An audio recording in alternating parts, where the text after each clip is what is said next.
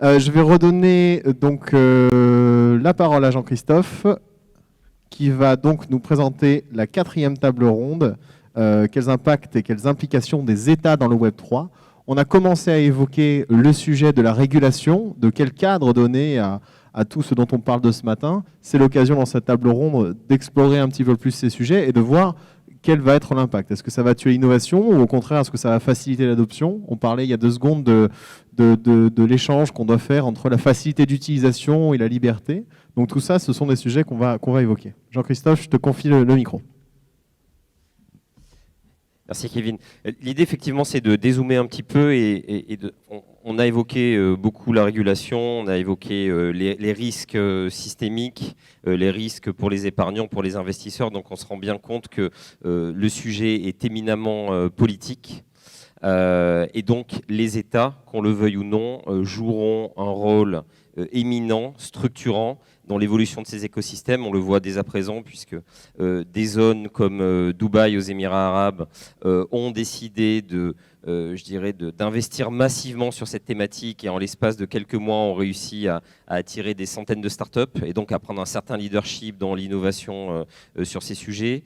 La France, depuis 4-5 ans, et Pierre, je crois, l'a très bien expliqué, va y revenir, tente, et c'est pas toujours facile en Europe, de faire émerger un écosystème dynamique. Donc on va évoquer tout ça avec nos intervenants. On a essayé de réunir une table ronde qui permet d'aborder le sujet d'un point de vue global. Qu'est-ce qui se passe en Afrique? Qu'est-ce qui se passe en Europe? En Chine? Donc je vous invite tous à me rejoindre. Alors, on va peut-être commencer par la France et par l'Europe. Pierre, Faustine, qu'est-ce qui se passe et quelle est la volonté, quel est le rôle de l'État? Comment voyez-vous, Pierre, tu es bien placé pour en parler, l'évolution de tout ça? Bonjour à tous. Alors, il se passe énormément de choses en France et en Europe. En France, en réalité, il s'est passé des choses sur toutes ces dernières années, puisque, notamment en matière de réglementation, on est assez précurseur et on a déjà quelque chose. Et c'est justement ce qui est en train d'inspirer ce qu'on est en train de construire au niveau européen. Et donc vraiment dans l'actualité très imminente, dans les prochains jours, puisque l'objectif de la présidence française de l'Union européenne, c'est de finaliser ça au 30 juin, on devrait avoir un accord politique sur ce qui sera la réglementation des marchés de cryptoactifs au niveau européen. Et comme je le disais, la France a été très précurseur, puisqu'on a cette réglementation dont s'inspire l'Europe, qui a été mise en place au moment de la loi Pacte. Donc les débats sur ce régime réglementaire datent depuis de très nombreuses années. Effectivement, Pierre est très bien placé pour pouvoir en parler.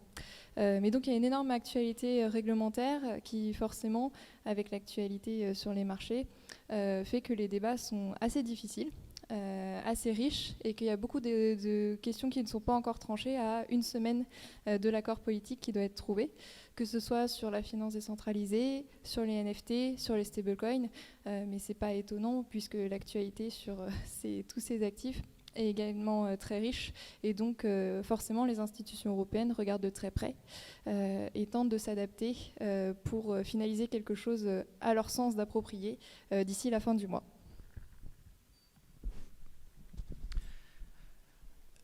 La réglementation européenne, c'est une bonne chose sur le principe. Ça va permettre d'éviter en fait d'avoir du dumping entre les États membres. Ça va permettre d'harmoniser en fait toute la réglementation à l'échelle européenne. Ça va permettre de donner beaucoup plus de lisibilité aux entrepreneurs et ça va permettre finalement d'avoir un marché unique d'un point de vue des règles. Et donc, lorsque vous aurez un agrément en France, vous pourrez le passeporter dans les autres États membres.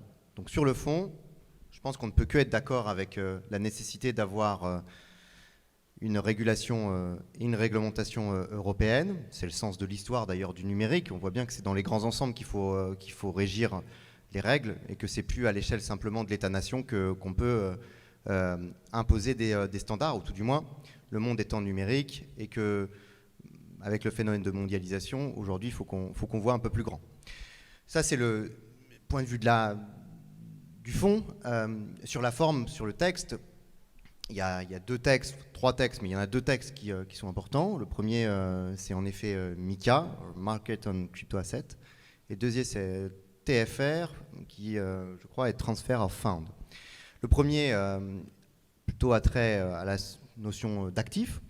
Comment est-ce qu'on gère les actifs, les acteurs qui vont gérer ces cryptoactifs, etc. Et à l'aspect monétaire, donc avec les stablecoins, qu'est-ce qu'un stablecoin et les différents régimes qui en découlent. Et le deuxième texte, TFR, qui traite plutôt de la question AML, c'est-à-dire Anti-Money Laundering, et donc en fait du contrôle de anti-blanchiment et du KYC, Know Your Consumer, qui sont en fait toutes les règles qui permettent en fait de faire le contrôle sur les transactions. Et alors on reviendra parce que je pense que Jean-Christophe a des questions fil conducteur. Je ne vais pas effleurer le sujet parce qu'on pourra en parler longtemps en réponse, mais aujourd'hui la vraie question de la régulation, de la réglementation, c'est où est-ce qu'on met le curseur. C'est-à-dire que pas assez de réglementation, ça peut être un problème. Trop de réglementation, ça en est aussi un. Et là, aujourd'hui, si je devais synthétiser en 2 mots, on est en train de transposer en fait une réglementation qui habituellement pèse sur les acteurs centralisés, notamment bancaires et financiers, à une technologie qui permet des usages totalement décentralisés et qui intrinsèquement évite les tiers. Et donc on voit bien que ça crée parfois des difficultés avec 2 mondes qui ne se comprennent pas et des difficultés d'imaginer en fait des nouveaux ensembles réglementaires qui soient plus adaptés simplement au monde de demain. Franck, vous êtes actif, vous investissez en Chine, je crois, aux États-Unis, peut-être plus aux États-Unis qu'en Chine. Comment tu vois l'évolution de la politique de la régulation dans ces 2 géants, chez ces 2 géants qui ont des politiques à peu près opposées en fait? Est-ce que ça va continuer comme ça? Est-ce qu'elles vont converger? Et comment s'en sortent-ils par rapport à l'Europe, dont on peut s'étonner que les valeurs de l'Europe se retrouvent à peu près toutes dans la blockchain et qui pourtant a du mal, on vient de le voir, on va y revenir, à se saisir de cette opportunité. Donc pourquoi? Est-ce que c'est plus compliqué que prévu? Et est-ce que les 2 autres champions potentiels s'en sortent mieux que nous? Oui, alors moi, juste pour corriger mon titre, je suis un des founding partners d'un fonds d'investissement qui s'appelle True Global Ventures, qui effectivement est investi dans Sandbox. Mais ce qui est intéressant dans ce modèle de fonds d'investissement, c'est qu'il a 40 founding partners dans une vingtaine de villes dans le monde qui vont de San Francisco à Singapour. La juridiction du fonds, même, on a choisi de la positionner à Singapour, un État en Asie plutôt très avancé sur à la fois un setup de régulateurs fait pour l'innovation dans le monde des services financiers et un bon encadrement, on va dire, des sujets autour de la technologie blockchain. Ce qui est intéressant quand on analyse des dossiers, puisqu'on partage tous notre deal flow, c'est de voir les continents en fait s'affronter, notamment en termes de setup de régulation. Il faut savoir que pour des gens qui sont situés dans des pays où la régulation est floue, ils voient par exemple la France comme une régulation avancée. Et donc, on a participé récemment à la série B de CoinHouse, qui est un acteur de la crypto très connu en France, qui est en train de s'étendre en Europe. Ce qui a permis l'émergence d'un acteur comme ça, c'est aussi parce que c'est le premier acteur enregistré PSAN, donc provider de services sur les actifs numériques. Et donc, à un moment donné, la régulation en Europe, en France, elle a permis le décollage d'une activité ou la reconnaissance d'une activité. Donc avant la France, il s'est passé d'autres choses dans le reste du monde. J'étais en Chine dans les années, c'est d'ailleurs là où j'ai habité à Shanghai pendant 3 ans, de 2015 à 2018. C'est là où, moi, personnellement, j'ai découvert, acheté mes premiers bitcoins, etc. en 2015. J'étais en Chine au moment où la Chine a interdit la conversion du yuan en bitcoin. C'était un grand moment de panique. 80% à l'époque, de 85% du power de mining était d'ailleurs en Chine. C'est une autre régulation qui est venue plus tard et qui a fait que l'ensemble de l'écosystème s'est déplacé, en tout cas de miners s'est déplacé dans le reste du monde. Donc vous voyez que la régulation, elle a à chaque fois le pouvoir de freiner ou le pouvoir d'attirer un certain nombre de talents ou de modèles économiques dans différentes parties du monde. Les États-Unis sont en train de jouer une partie très forte, effectivement, sur les cryptos, en étant une régulation plus cool, en tout cas en ayant une intention que la SEC, c'est pas super cool non plus, mais en ayant une intention, et notamment d'adosser pas mal de crypto autour de l'US dollar. Donc, cette tectonique des plaques là est très intéressant à voir. Je pense que l'Europe a effectivement un tour à jouer. On l'a vu dans l'open banking. On a vu dans l'open banking la régulation imposée aux banques d'apaiser l'ensemble de leurs data pour pouvoir proposer de nouveaux services ou pour pouvoir en fait se laisser être en compétition avec des acteurs de la fintech. Ça a eu l'occasion de faire émerger l'écosystème fintech français notamment, en même moment où la fintech, pour moi, le pays de la fintech, c'est la Chine, parce que c'est les premiers à avoir déployé du mobile paiement de façon hallucinante. Quand je suis arrivé en 2015, c'était le lancement de WeChat Pay, qui a eu, 900 millions d'utilisateurs en un an. Voilà, il y avait déjà eu Alipay, vous savez, le système de paiement par QR code, etc. Ils ont finalement, l'année dernière, mis un énorme stop pour des problèmes d'interopérabilité entre ces deux systèmes, parce qu'en fait, on n'était pas sur de la monnaie numérique, mais plutôt digitale, et l'interopérabilité entre les deux systèmes n'existait pas. Ils ont donc mis un énorme frein pour justement partir sur le yuan numérique. Donc vous voyez, les enjeux sont très très forts entre le public et le privé, et la régulation est très importante. Juste un dernier mot sur la Chine. C'est pas parce qu'ils ont arrêté les crypto-monnaies qu'ils ont laissé tomber la technologie blockchain. Toutes les smart cities sont sur blockchain. Enfin, tout fonctionne sur la technologie décentralisée. Infrastructure blockchain, mais une volonté de centraliser et de contrôler assez logique du fait du système politique. Exactement. Avec une adoption qui est massive. On ne peut que le constater. Plus proche de nous géographiquement, l'Afrique. Donc un des sujets clés de l'Afrique, c'est évidemment la bancarisation. On a tous compris que la blockchain était la solution, ou en tout cas une partie de la solution. Évidemment, la situation est très différente sur le continent. Yvon, aujourd'hui parmi nous, est à l'origine de République centrafricaine, qui vient d'annoncer il y a quelques semaines un mouvement inédit hors Salvador, c'est-à-dire l'adoption du Bitcoin comme monnaie légale, ce qui pose des sujets politiques, régulatoires massifs. Donc ma première question sera quelle lecture doit-on avoir de ce mouvement et que constates-tu localement suite à cette décision? Très bien, merci Jean-Christophe. C'est vrai que la lecture qu'il faut avoir, c'est que cette décision, si tu veux, a été prise par le président de la République avec un certain nombre de... Ah pardon, excusez-moi. Et pour essayer de trouver en fait des alternatives, des financements alternatifs. C'était ça en fait au début l'idée, et attirer une communauté, la communauté du Bitcoin, puisque la République centrafricaine a adopté effectivement le Bitcoin comme un moyen de paiement.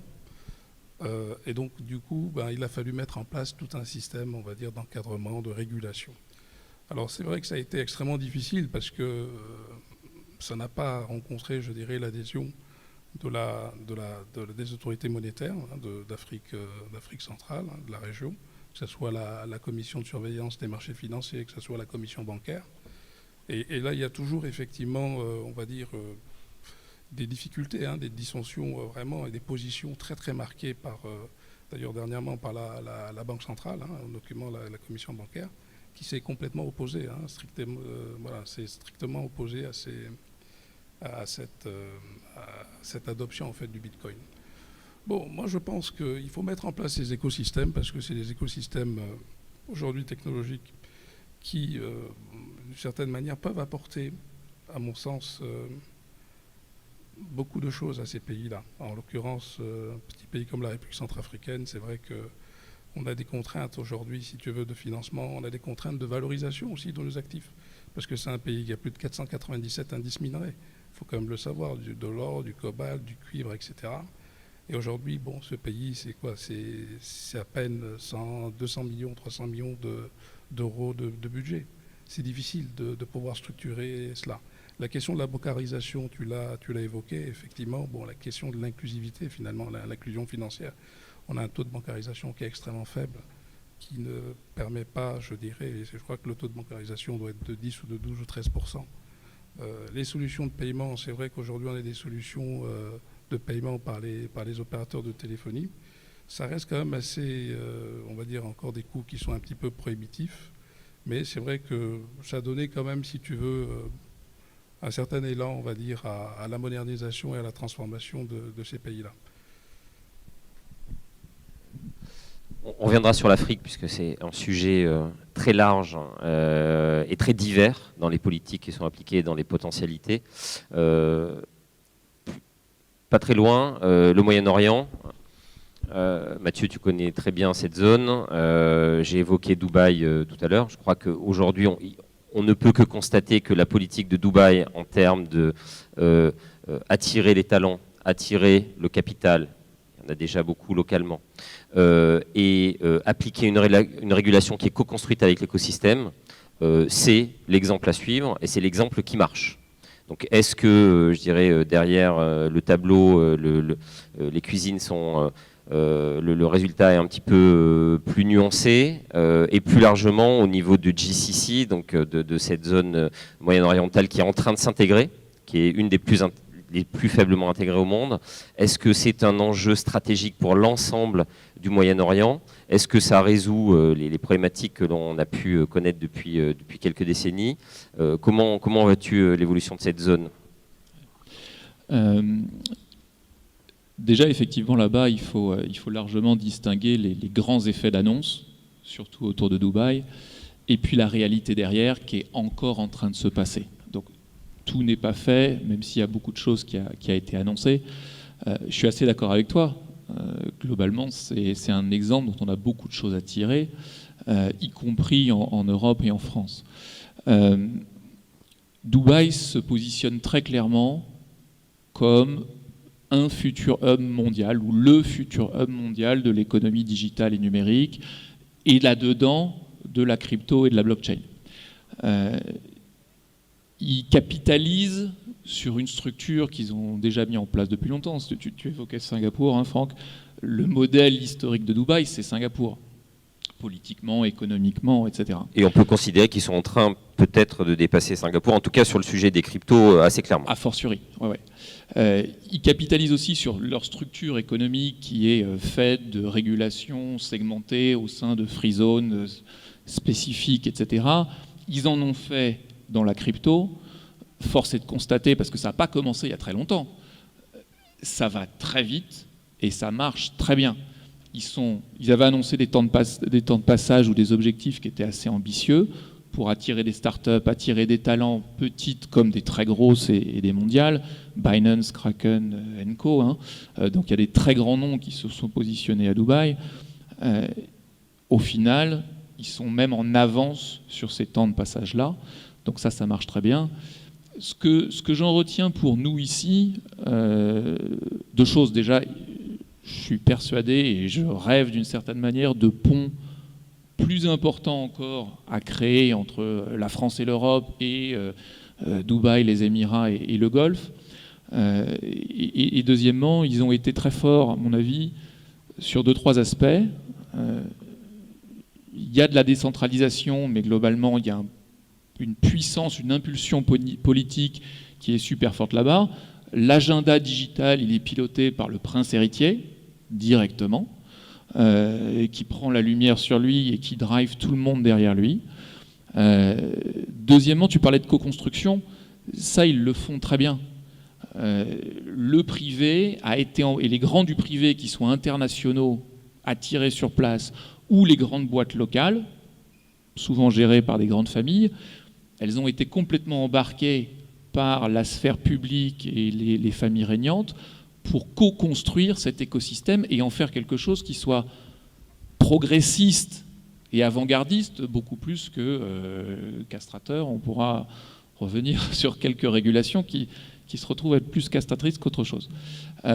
Et ça marche très bien. On parle beaucoup de Dubaï, parce que comme d'habitude, c'est eux qui prennent la lumière. Derrière, c'est un enjeu plus global. Il y a beaucoup de choses qui se passent à Abu Dhabi, qui est juste à côté. Hein. Ils font partie du même pays, mais Abu Dhabi a une culture et une histoire un peu plus... déjà, c'est le siège du gouvernement, donc ils sont un petit peu moins dans la lumière, et ça leur va très bien. Il y a pas mal de choses qui se passent à Bahreïn. L'Arabie Saoudite ne va pas être en reste parce qu'elle a aussi un gros agenda de diversification de l'économie passée sur le pétrole. Donc on parle de Dubaï. Dubaï va garder cette première place dans la région, voire beaucoup plus.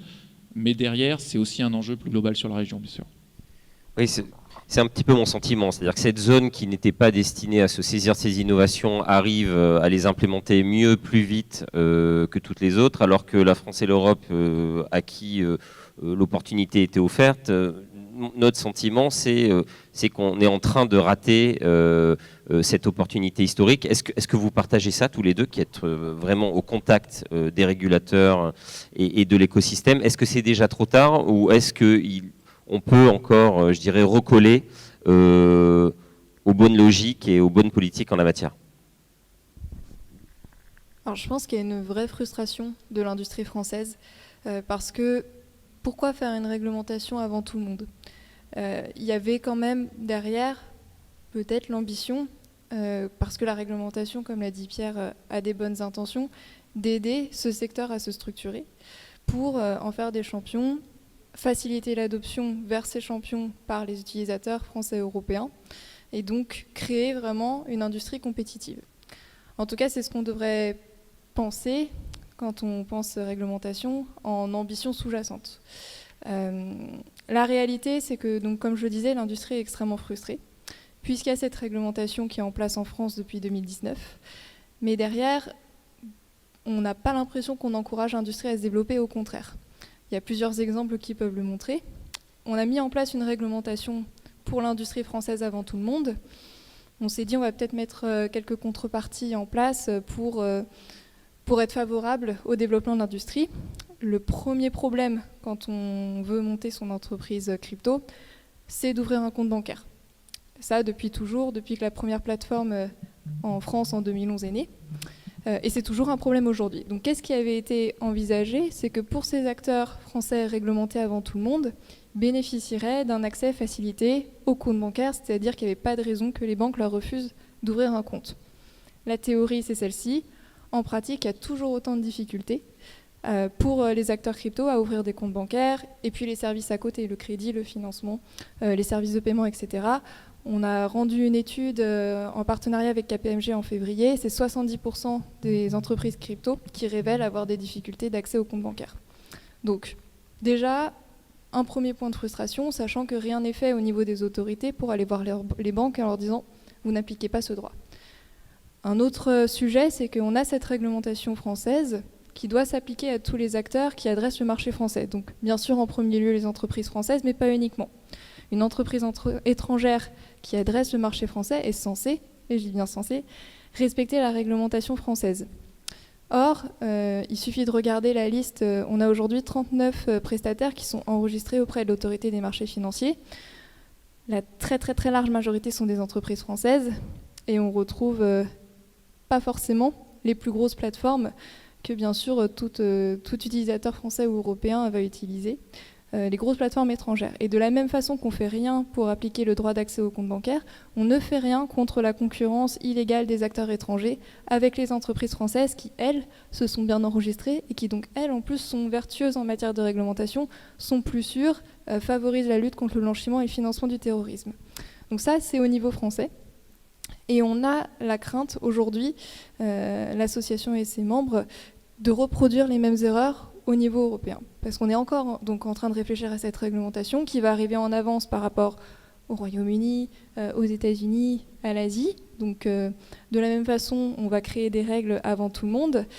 Est-ce qu'on va avoir une supervision pour veiller à ce que tout le monde les respecte et pas uniquement nos entreprises et donc les affaiblir face à des plateformes qui sont déjà les plus grosses et qui ne sont pas européennes? Est-ce qu'on va réglementer de façon adaptée et proportionnée? Je parlais de finances décentralisées, de NFT tout à l'heure. C'est des sujets qui sont encore sur la table. On est en train de créer des règles qui ne sont pas du tout faites pour ces innovations-là. Mais bon, l'actualité en parle beaucoup, donc profitons des débats réglementaires pour voiture balai tout mettre dans le périmètre. Avec comme conséquence d'empêcher le développement d'innovation en Europe, et si elle ne se développe pas en Europe, elle se développera ailleurs. Donc à la fin, en étant trop stricte, en allant trop loin, trop vite, trop tôt.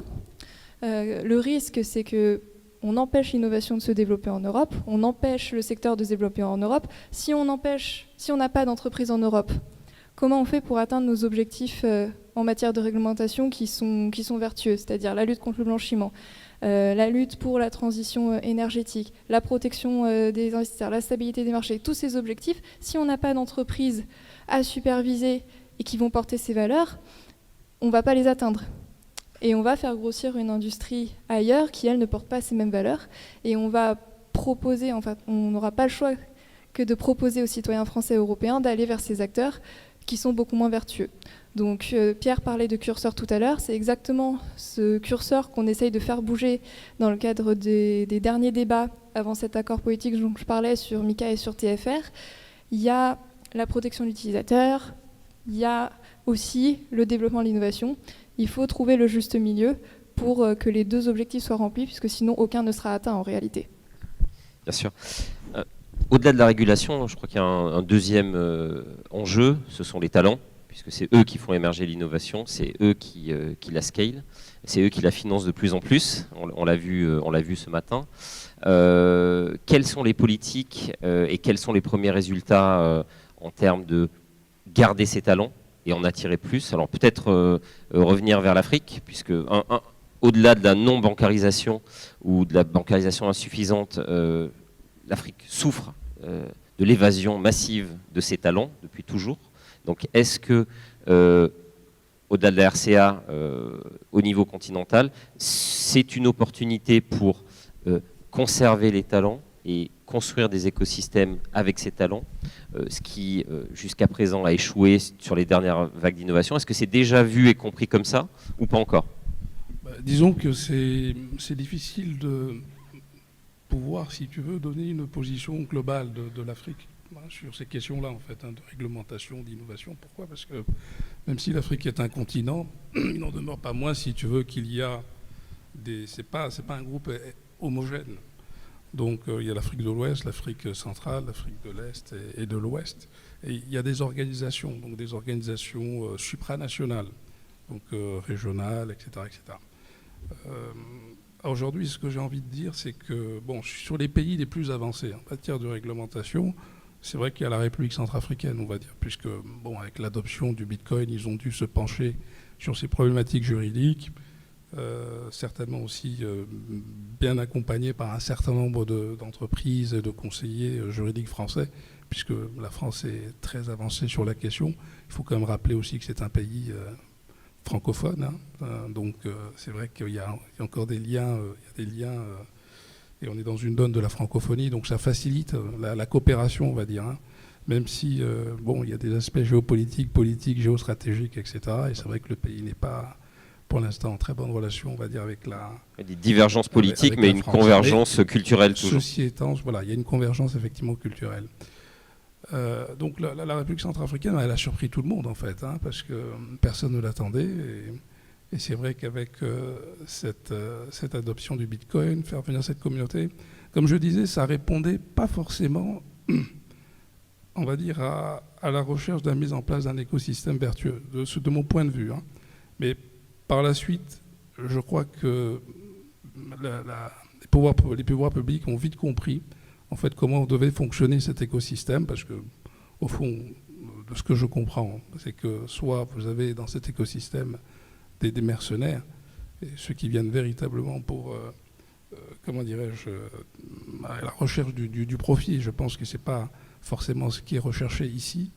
Et puis il y a ceux qui sont des missionnaires et qui effectivement donc s'organisent pour qu'il y ait une pluralité de compétences pour enrichir l'écosystème, de manière à ce que cet écosystème soit le plus vertueux possible, profitable, puisque au fond on est dans la recherche de cette décentralisation, hein, parce que bon, si on observe ces 10 dernières années, c'est vrai que la mondialisation a une croissance incroyable, avec une accumulation de richesses incroyable, hein. Vous prenez le cas effectivement des GAFAM, je crois que ça représente l'équivalent, je crois, du 3e PIB mondial et l'équivalent du PIB de toute l'Afrique, avec uniquement 10 millions d'emplois.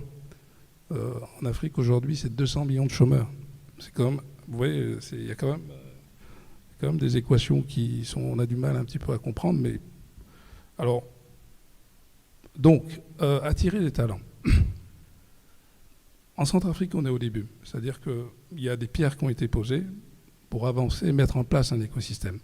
Attirer la communauté de manière à les aider à mettre en place effectivement cet écosystème progressivement, de manière à ce que par capillarité, ça se développe dans les autres pays. Tous ceux qui avaient des positions extrêmement tranchées, maximalistes, parce que voilà, on ne voulait pas du Bitcoin, derrière avec ces questions qui ont été évoquées par le député, des questions de transparence, comment dirais-je, de blanchiment, etc. Parce que derrière, il y a aussi ces enjeux-là. ont changé un petit peu de position. Donc il y a des comités, des commissions interministérielles qui commencent à se mettre en place. Il y a des commissions ad hoc qui se mettent en place pour commencer à réfléchir sur ces problématiques, pour dire, bon, ok, aujourd'hui, c'est vrai que l'Afrique, quand on regarde effectivement en termes de volume financier, les transactions qu'il y a, ça reste quand même un pays très important. Mais en matière de réglementation, on est très en retard. Mais j'ai aussi envie de dire, c'est la question, c'est qu'est-ce qu'effectivement on a besoin de réglementation ? Moi, je pense qu'on a besoin d'encadrement, mais pas de réglementation en tant que telle. Peut-être la réglementation sur des problématiques précises, parce que c'est vrai qu'avec le Bitcoin, etc., il y a des problèmes, il y a quand même des risques qui sont évoqués et qui nécessitent effectivement d'être encadrés, régulés. Mais je pense que le système en lui-même a besoin quand même d'avoir de l'encadrement, mais de la souplesse nécessaire pour pouvoir effectivement continuer à construire un écosystème qui, pour l'instant, personne ne sait exactement où véritablement on va, où on s'est arrêté, où on va commencer. Justement, si on dézoome un petit peu, Franck, toi qui as une vision globale, ou en tout cas la plus globale d'entre nous, où sont aujourd'hui les meilleurs talents ? Où vont-ils ?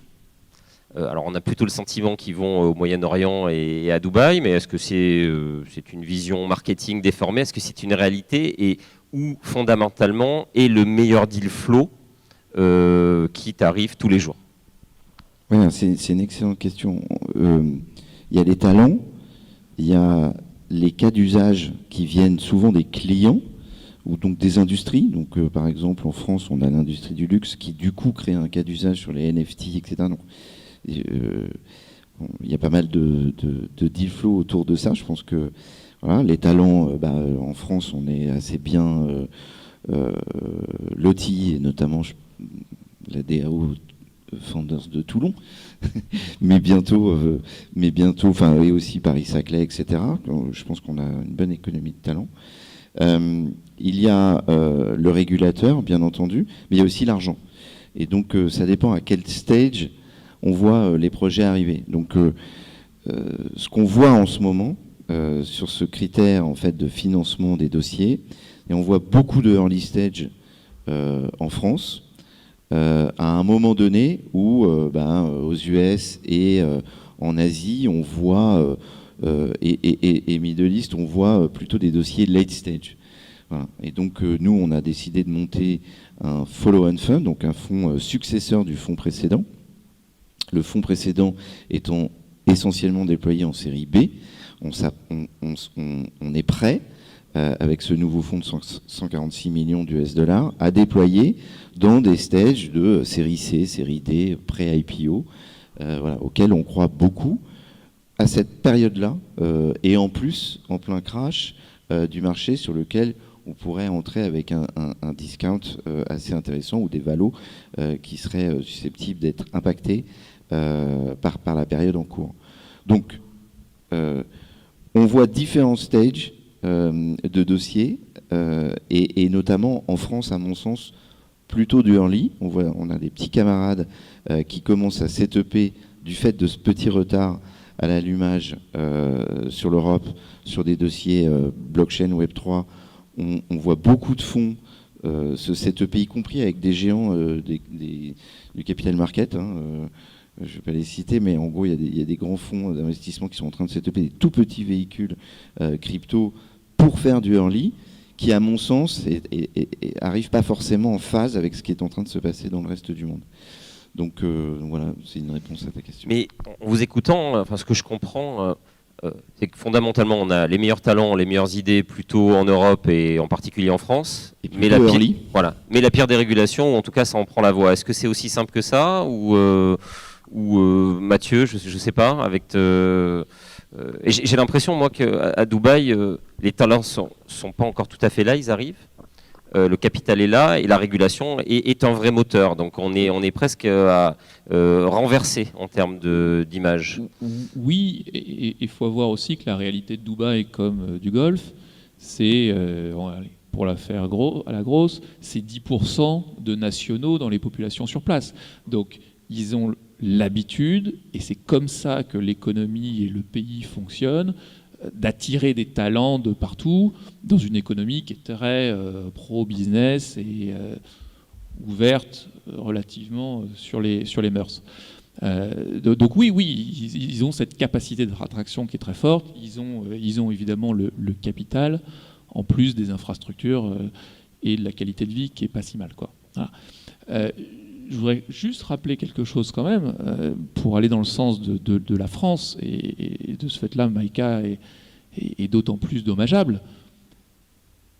Dans la tech en général, la France, c'est le premier pays européen qui attire des capitaux étrangers, devant l'Allemagne, devant l'Angleterre, qui sont plutôt des grosses places tech, et c'est pas la première année où la France est number one.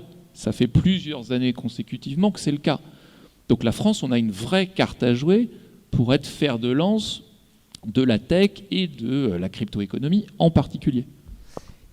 Et donc au final, est-ce que la bonne approche, ce ne serait pas de collaborer ou d'essayer de construire des ponts, comme tu l'as indiqué, entre le Moyen-Orient, Dubaï en porte d'entrée et l'Europe, la France en porte d'entrée, puisqu'on voit bien que la complémentarité de ces deux zones est quasi parfaite. On a les talents, on a les idées, on a les labos de recherche. Le CEA-List était là tout à l'heure et en est un excellent exemple.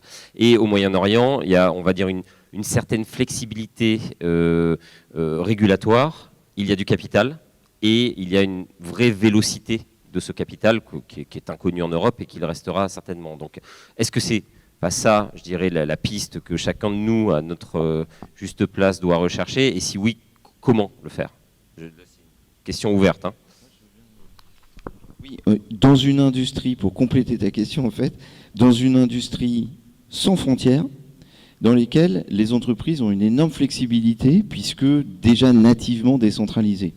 Donc l'exemple qu'on donne à nos sociétés du portefeuille de TGV, c'est souvent de pouvoir en fait leur permettre d'être flexibles, d'aller s'étendre dans le reste du monde, d'aller chercher de la juridiction, de la régulation là où elle se fait.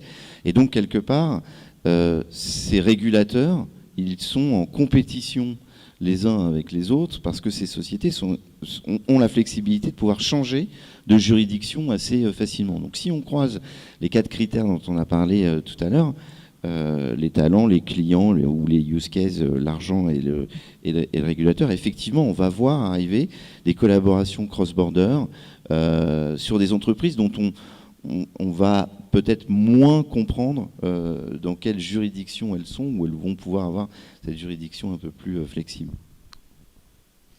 Oui, donc c'est presque un sujet IMIA plus qu'un sujet Europe versus ou en compétition avec US-Chine. Hein. On voit bien que quand on prend le potentiel de l'Afrique en termes de population, potentiel, de jeunesse, de talent, qu'on y ajoute le capital, je schématise, mais je pense que l'idée est là, le capital Moyen-Orient et le savoir-faire en innovation, en recherche de l'Europe, de la France, on a quelque chose, et là peut-être qu'on peut discuter, ou en tout cas avoir des ambitions au même niveau que les États-Unis ou la Chine. Est-ce que vous partagez ça On a une vraie voie européenne et IMIA à créer, différemment des US et de la Chine et de l'Asie, qui aujourd'hui n'existent pas complètement. Ça c'est, pour les 5-10 ans à venir, c'est un potentiel énorme. On a une société dans le portefeuille qui s'appelle Chromaway qui illustre ça. C'est une équipe en partie suédoise et en partie israélienne. Donc on est exactement, c'est un layer one extrêmement flexible et très pointu, flexible notamment parce qu'il permet en fait à des talents du Web 2 de développer des choses en Web3. Mais donc, on est exactement dans l'illustration de ce que tu viens de dire. Pour prendre encore un petit peu de hauteur, est-ce que le potentiel du Web3, des DAO, de la DeFi est à la hauteur je dirais de telle. Est-ce que ça peut induire des collaborations comme ça entre zones, ou est-ce qu'au final on n'est pas en train de parler de sujets, je dirais pas de micro-sujets, mais pas suffisamment importants pour changer d'un point de vue géopolitique la donne, parce que c'est ça qu'on est en train d'évoquer. Est-ce qu'on est déjà certain de ça? Est-ce qu'on est certain que l'enjeu est tel qu'il permettra de passer outre? Alors, la RCA est un bon exemple des freins, des habitudes, des intérêts de l'ancien monde. Je ne sais pas, Pierre. Je pense que la première chose qu'il faut faire, c'est quitter le conservatisme. Je pense que le premier qualificatif qu'il faudrait donner à l'Europe, c'est le conservatisme. J'ai toujours été passionné et stupéfait à l'Assemblée. Quand on parle de numérique, on parle toujours de souveraineté. Il y a eu plein de missions sur la souveraineté européenne, etc., en matière de données, en matière numérique en général. Et je disais aux collègues, bon, alors vous avez abouti sur quoi? Il y avait tout un panel de réglementations. Et je dis, mais vous ne croyez pas que la meilleure des souverainetés, c'est quand même d'avoir les boîtes en France? Non, parce que si on veut vouloir réguler des boîtes, il faut qu'en fait, elles puissent avoir leur établissement en France. Et en fait, le vrai sujet, il n'est pas là. C'est qu'on a, à la tête de l'État, je pense qu'on a des politiques qui parfois sont plutôt optimistes, hein, avec des prises de position qui sont plutôt satisfaisantes sur la question. Puis ensuite, ça ne suit pas. Ça ne suit pas parce qu'en France, vous avez une haute administration qui est quand même assez conservatrice, qui n'est pas pro-business, faut le dire. Je veux dire, quand vous allez voir certains régulateurs, ils ne sont pas là pour vous aider à vous installer en France. Ils sont là pour garantir un schéma, je n'irai pas jusque dire garantir certains acteurs qui sont déjà sur la place, mais pas très loin. Je veux dire, il suffit de regarder les ponts qu'il peut y avoir entre la haute fonction publique, le Trésor, la CPR et le monde traditionnel bancaire. Voilà, c'est pas des logiques d'intérêt, c'est que tout le monde a fait ses classes dans les mêmes écoles. Voilà, dans les mêmes écoles, à la fois les écoles, mais aussi parce qu'ils ont travaillé tous ensemble dans les mêmes boutiques. Donc, demander à une partie de nos hauts fonctionnaires de réinventer quelque chose, c'est compliqué. Et quand vous êtes politique dans tout ça, vous êtes confronté à des acteurs économiques qui viennent vous voir dans votre bureau, ils vous disent oui, mais alors je comprends pas, monsieur le maire, le ministre de l'économie, il a eu une parole optimiste. Il dit voilà, la France doit être Startup Nation. Oui. Mais quand vous allez dans le bureau du haut fonctionnaire ou du fonctionnaire chargé en fait de la réglementation, c'est beaucoup plus compliqué. Et moi, ma grande frustration, elle a été là très souvent, c'est-à-dire que il y a un besoin que les régulateurs changent aussi de référentiel et puis changent de logique.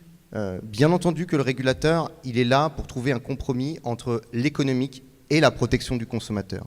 Le régulateur, il est là pour protéger finalement l'investisseur.